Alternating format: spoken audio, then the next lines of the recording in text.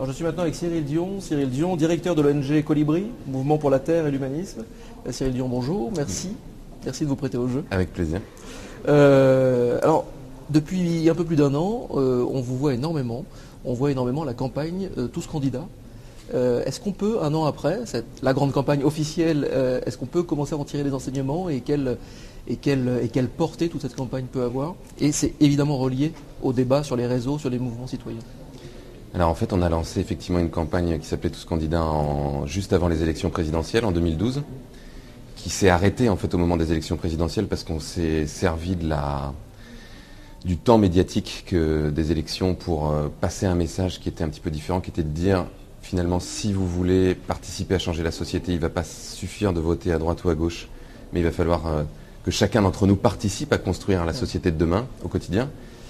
Et cette campagne a donné une suite qui s'appelle aujourd'hui la Révolution des Colibris, qui est cette campagne qu'on a lancée le 30 janvier dernier, à partir des éléments qu'on a tirés de Tous candidats, qui était toute une base programmatique, on va dire, qui s'est élaborée dans 27 forums ouverts, qu'on a organisés un peu partout dans le monde.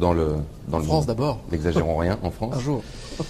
Et tout cet exercice un peu démocratique qui a permis à plusieurs milliers de personnes d'élaborer des propositions, on l'a agrégé avec du contenu qui venait plutôt d'experts et qui, eux, avaient scénarisé des transitions de société, à la fois pour l'énergie, à la fois pour l'agriculture, à la fois pour l'économie, l'éducation, etc.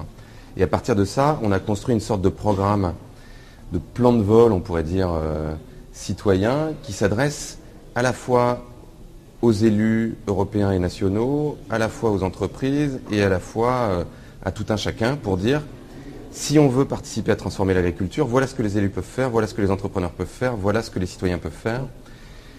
Et on est en train de la décliner avec 5 grands temps. Donc on vient de terminer celui sur l'agriculture, sur l'économie, et le prochain sur l'agriculture va avoir lieu le 4 mai avec les incroyables comestibles. François Rouillet, justement, qu'on a eu ici même tout à l'heure. Formidable, formidable projet. Est-ce que on a l'impression qu'il y a un terme à la mode, c'est l'agroécologie justement. Ça vient en ce moment dans le débat. C'est quand même assez cocasse parce que l'agroécologie, on a aussi l'impression que finalement c'est de l'agriculture d'hier. C'est une agriculture respectueuse. Alors c'est pas exactement l'agriculture d'hier parce que d'une certaine façon c'est toutes les techniques agronomiques qui effectivement ont été développées depuis près de 10 000 ans et qui sont les plus efficaces. On peut parler de la culture sur but, on peut parler des cultures par étage, on peut parler de l'association entre les cultures, on peut parler de la place de l'arbre. Donc on est en train effectivement de redécouvrir tout ça entre guillemets.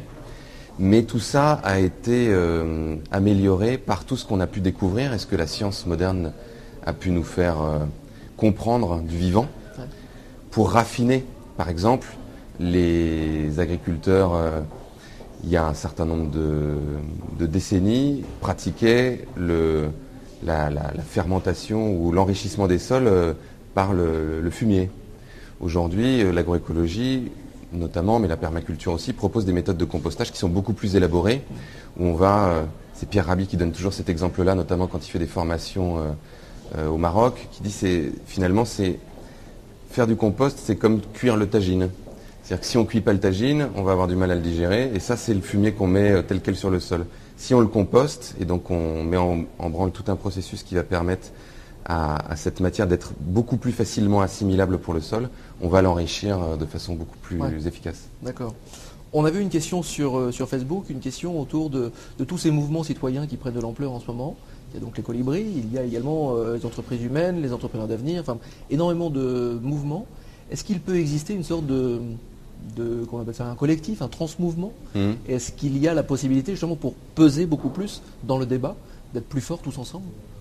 Alors nous, c'est ce qu'on est en train d'organiser avec une quinzaine d'organisations. On a créé ce qu'on a appelé le collectif de la transition en France.